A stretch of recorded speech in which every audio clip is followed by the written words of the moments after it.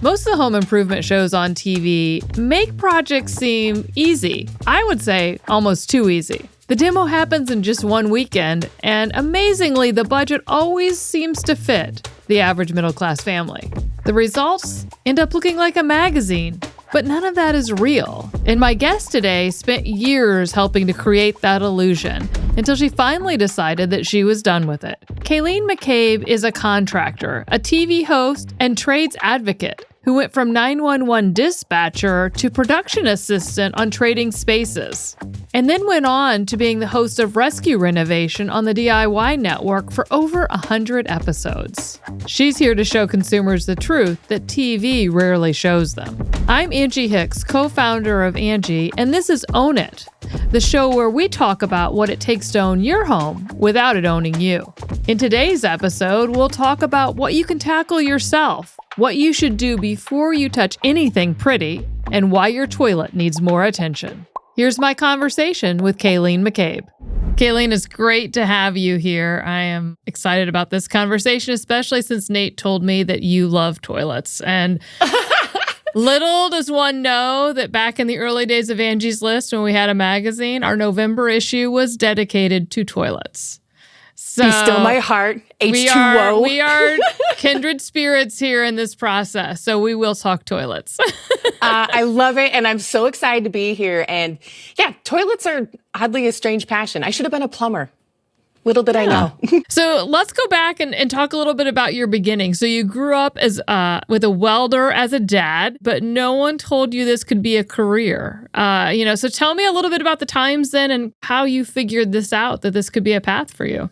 It's been a wild adventure, but it's been the best one for me, actually. So, growing up in the 80s and 90s, we still had access to things you could tear apart. Telephones, clocks, all of it. Tinkering. I was always into science and doing experiments. But in the time I went to high school, I was kind of a higher aptitude kid. So I was pushed into the AP classes, and it was always, you're going to go to college. What are you going to do? You're smart. And at that time, I still made very, very good grades, but I would ditch and go to the library to hang out with my friends, or go hang out in the where we did the musicals. And I would help build the sets. And we even had a technical school that I could have gone to that's known across the country being excellent.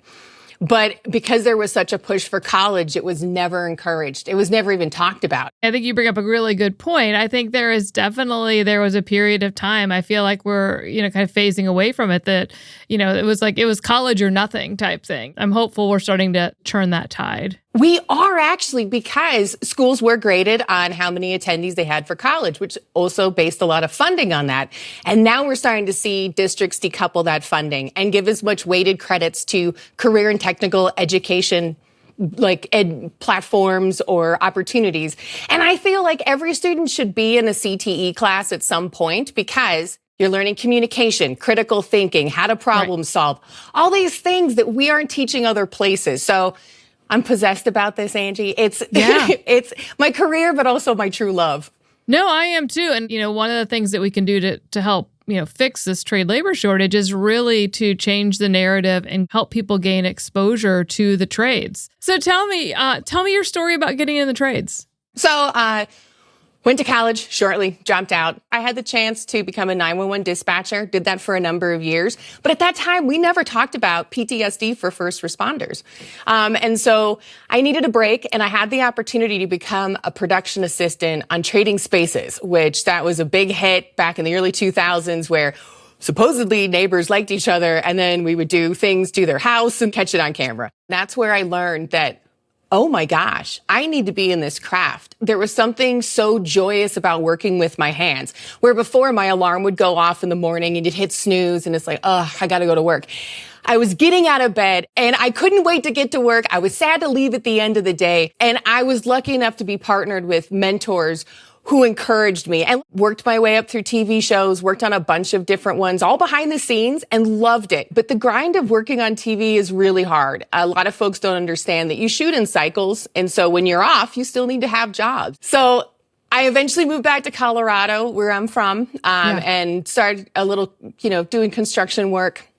And then I had friends in the industry, of the TV industry still, who were like, hey, There's a new show. It's a competition show called Stud Finder, and we want you to be on it. And honestly, big story, the reason I wanted to do this is because there was a gift certificate to Home Depot for $2,500. You could do so much with that. So much. I will never own enough clamps or power tools in my lifetime. But the other prize was 5 episodes on DIY Network of whatever you wanted. And taking my past of helping people through law enforcement and other avenues, I wanted to help homeowners who'd been watching these TV shows, thought they could do it over the weekend, and let me come in and help them and fix it.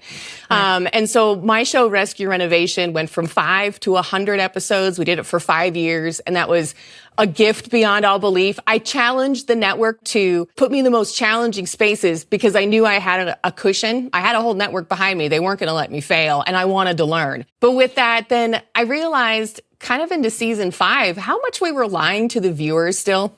And I couldn't handle that. You know, the fact that I would have to wear the same clothes for months on end so we could make it look like 3 days in the right editing order, which is cool. But also, I want people to be empowered by doing remodeling work at their home. I don't want them to fall into the trap of what I was trying to get them out of. And I was becoming part of the problem by being a spokesperson to say, oh, you could do this remodel for $30,000. Meanwhile, it took us $500,000. So with that, then I transferred into supporting students and veterans getting into the trades and sharing my story. I think the trades is, I don't know, north of 95% male. If I kind of last stat I might have seen. I mean, I get so excited when a female tradesperson comes into my home. So many questions, right? All of it. Because more women are coming into the industry, we're finally seeing clothes that fit properly. PPE, like all of our stuff is starting to come out in female sizes. And so, you know, we've also looked at the evolution of tools. Milwaukee was smart. They didn't shrink it and make it pink.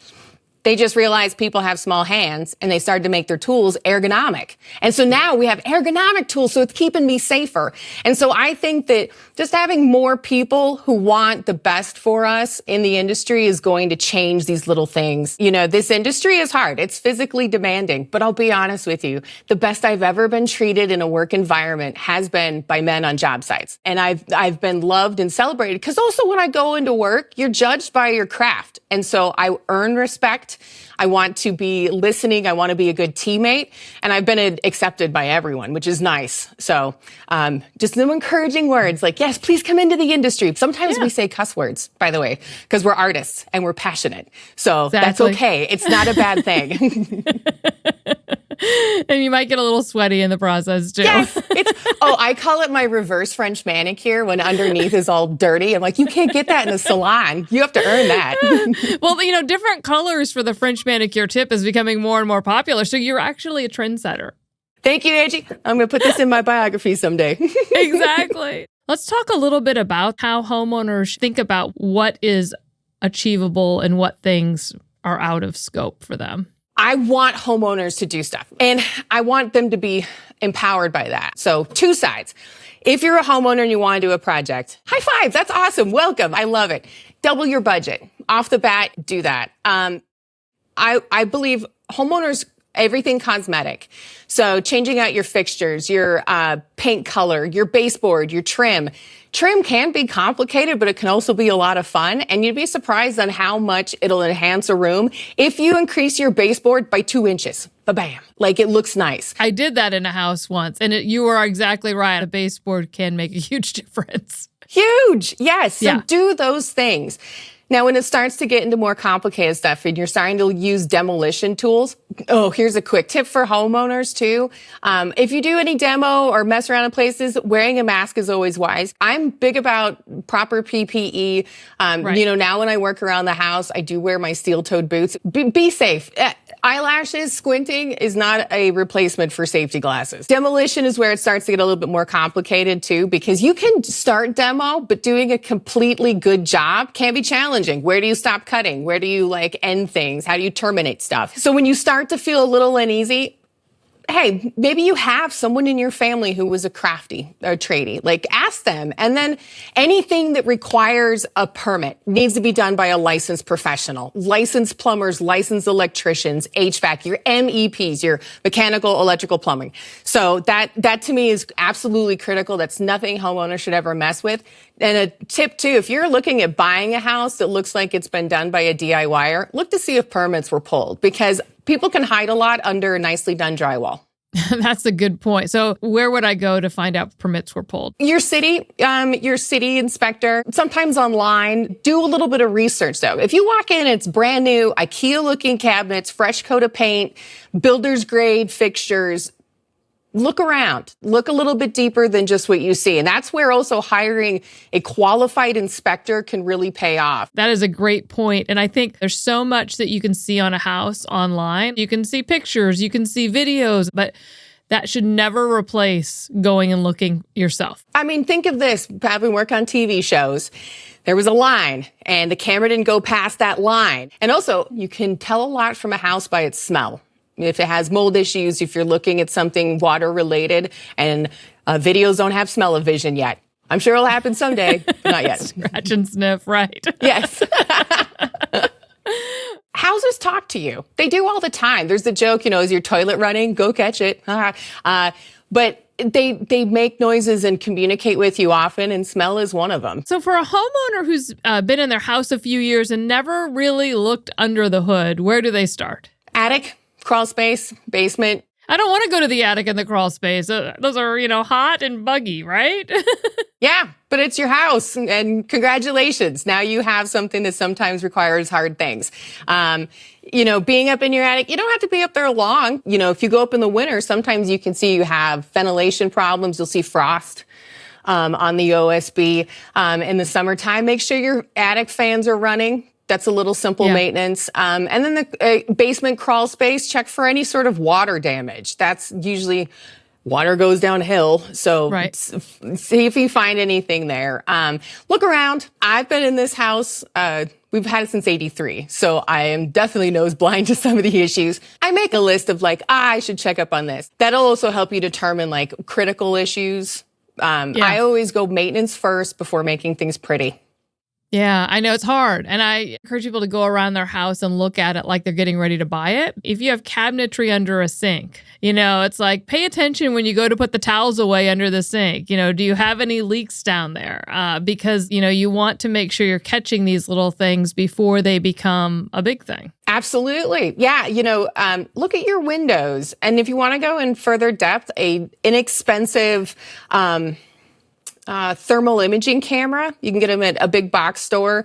You can go around and see how your windows are sealed. If you are losing a lot of energy through those areas, that's going to save you money over time. So let's go back to your point about making sure we're taking care of the structural and the MEPs. But, you're like, hey, the pretty stuff has to come later. How do you help guide homeowners to make that right decision? Because sometimes you just want the cool kitchen. It was your dream project. You can give yourself small rewards along the way, meaning that you need to patch a foundation wall, let's say. While you're, maybe at the big box store picking up some supplies, pick up a paint color and reward yourself with painting a wall, a highlight wall, or maybe picking up a new fixture. It's okay to reward yourself. It's okay to be nice, but you have to be realistic, because if you're going to invest $100,000 into a kitchen and you have electrical issues that will collapse it, you need to take care of that first. Otherwise, your stove won't work, or your refrigerator. So light fixtures are always a nice little bump up. You'd be surprised the selection too you can find online at really decent prices. Personally, how I do things is if I'm doing a project around my house, my little reward is I buy myself a new tool.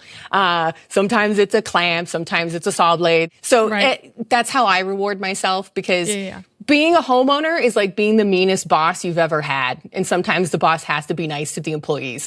Right. Exactly. So you have a rule when you're Googling in depth, it's time to call a pro. Walk me through how that actually sits. It really is. I have met multiple homeowners now who have asked, well, it used to be Siri and Alexa, but probably now it's Claude or, ChatGPT. Is this wall load bearing? And they don't know. They might know. It's a 50-50 guess, and it could be right, it could be wrong. Don't do it. Just call a professional. Call us. Right. We're around. There's Angi. Your service exists for a reason. Yeah. Call the pros there. So let's touch on budget again. So in the opener, you were talking about the fact that like when you're your first project, think about your budget, then double it. So if you are doing a bigger project, say you decide to do the kitchen, how should a homeowner go into a project like that? Research. Do so much research first. And one thing we didn't show behind the scenes on TV, and this is sort of frustrating for me that we never showed this, was before we would start shooting, almost every product was on site. We weren't sitting around and waiting on, is this shipment being delivered? Now, eventually that did start to happen because we were doing so many episodes at once. But planning with that is so helpful. So first up, let's say a hypothetical kitchen, and it's going to be a big kitchen remodel. You're going to move plumbing across walls. You're going to put it in window. It's the bee's knees. Yeah. Consult a professional. Because you're going to need permitting issues on that. And check your local permitting requirements. Sometimes in some states, even changing out a vanity cabinet in your bathroom requires a permit. Now, let's say it's a smaller kitchen remodel. You just want to replace some cabinets and you're living in a county that does not require permits for that. Consulting a professional is great because they have particular software that will help space out stuff. Like, I don't know if you can see behind me. For your viewers, there's spacers in here because my kitchen was a little bit off. So they can help you with the math to do that. The reason I say double your budget is that you need to be prepared to hire a professional to help you out. And what's great about that is it's your first time. I've met a lot of contractors too who are very generous with homeowners. I will show homeowners how to do things. I want them to feel empowered too. And you might learn something from the pros. Be realistic on your time frame. I've had homeowners who want fancy European pieces installed, and it takes 9 months to get here. Research is the biggest thing because that's going to educate you on what are the appropriate wages and rates for professionals in your area. And then you're budgeting for materials. Always go for the high end of the material cost. Never think it's the low end because sometimes people also forget to calculate in tax, things like that. So by doing the research, you're preparing yourself. And if you're going to do it, put together a game plan, but being realistic because most homeowners also work another job. And so this then becomes their weekend chore. So give yourself a planned day off. Because what happens is homeowners will start a project undereducated. It'll go way too long. And then it becomes this albatross, this burden of guilt. They don't want to go out with their friends and family anymore because there's this giant mess that they have to work on in all their free time to get it done. And so if they don't give themselves a break, they fight. They don't work angry. You need to take a break too. So, that's the balance of, because we've diluted what it means to be in this industry so much by the entertainment industry, homeowners think it's easy, and it's not. And it's really physical, too. Using muscles I've never thought I had. Yeah. Exactly. When all your muscles stop hurting, that's when you know you're a full-time tradie. Okay. Fair. So let's talk toilets. So yes. Let's talk toilets. I love that. So you say to replace the O-ring. What other things should we be thinking about making sure our toilets are there for us when we need them? Check the plumbing. Toilets will talk to you a bunch. And I think I love them because people are so grossed out about them. They're fine. They're totally fine. The components in the back of the toilet are very inexpensive and easy to replace. And that's, I think, one of the biggest calls that homeowners bring plumbers out for is their toilet's running. And it's because the components in the back have gone bad. And a toilet is just a simple drain line at the bottom, but a lot of people are confused thinking it's more complicated than it is. And so there's really 3 parts. The stuff in the back, where water comes in usually at the wall, and where stuff leaves at the bottom. So the wax ring will require you to disconnect the water line, pull the toilet off, scrape the old wax ring off. And now science is amazing. There are new wax rings coming around that aren't wax. They're not wax, so they're not gross. It'll last you 10 years. And then the inside components usually run under $30. That's a 20-minute fix that any homeowner is capable of doing, and that will prevent your toilet from stopping running. So for around, let's say $50 and a day of your time, you're going to take care of a device in your house that is critical. Yeah, but make sure you know how to turn the water off. Yes. That is step 1. And if you want to empty out the water in your toilet really easy, take a bucket full of water, turn your water off, flush your toilet, dump the bucket of water into your toilet. That momentum of the new water coming in will actually open up the valve and complete the flush. Suck all the water out. Yeah, you'll drain the majority of your water away. Science, it's amazing. Good trick. Good trick. Yeah. So when you look out, say, 10 years from now, we're in the midst of a trade labor shortage. We are starting to see some young people head back into the trades. What do you want the world to look like from a trades perspective 10 years from now? I think hopefully 10 years from now, and we're starting to see this change already because we've been talking about this now for about 15 years. But in 10 years from now, I want the public to respect somebody who works in the trades as much as they do someone, a doctor or a lawyer or went to a university, that finally the conversation is shifted to understand the value of just professionals. We learn in different environments. In 10 years, I think the technology is going to be incredible. There's a lot of concern with new tech coming in. It's going to take our jobs. Not in this industry. It's not. In fact, it's going to enhance our jobs. The technology coming in is going to make us safer and make us faster with a better product.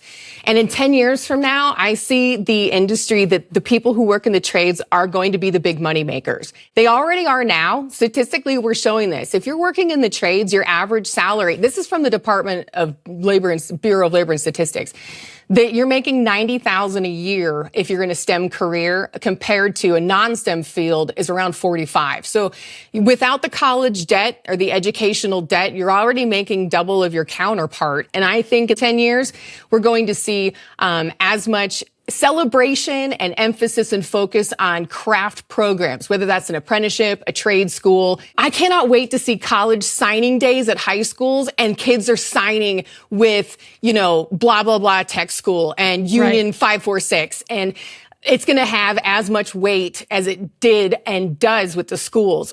So I'm hoping that's going to level out, because again, the pay for these young folks right now is off the charts. It's at least double, and that's not including benefit opportunities. But what happened in years past is because we pushed for the higher ed path only, we never celebrated the trades professional. And so people at home never flexed that they were a plumber, that they were an electrician. And so then they encourage their children to go to college. And so what we really need is also parents to support their children pursuing this opportunity. I want people to help change the public discourse on what it looks like and means to be in the trades. Share with pride what you do. Yeah, I love that. I talked to some pros not that long ago, and one of the things they said that really kind of drove interest in the trades was the fact that they were doing jobs that were visible and concrete in their community. They could drive by houses like, I put that roof on, or I painted that house, or I did these things. It's like,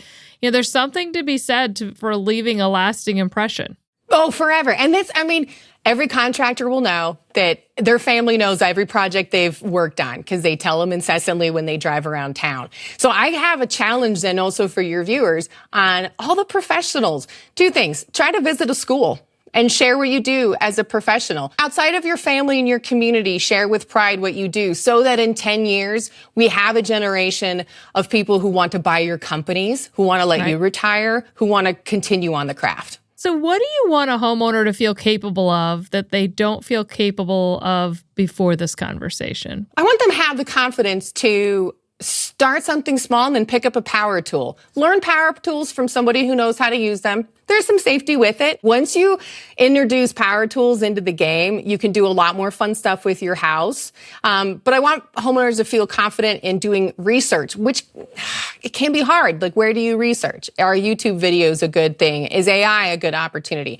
My suggestion is to cross-reference. If you see one suggestion, ask AI. Is this the best suggestion? But I want homeowners to really feel confident on when to call a professional, because that's when they get in the biggest problem. And to know that they aren't weak, you aren't wasting your money on somebody who couldn't go to college and hates their job.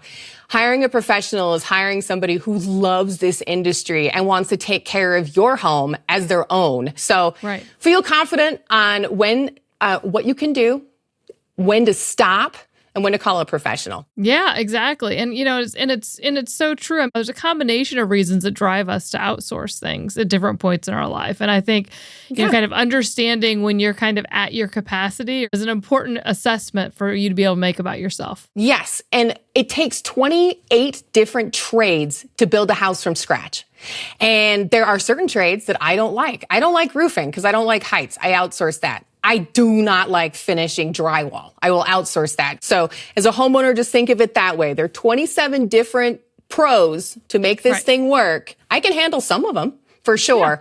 Yeah. What are the ones I need to outsource? That's great. That kind of DIY or not decision is a tough one, and it's individual to each person and individual to each project. So sometimes even that decision can feel complicated. Always. And it's the most personal decision too. We aren't talking about just a pair of shoes. This is your home.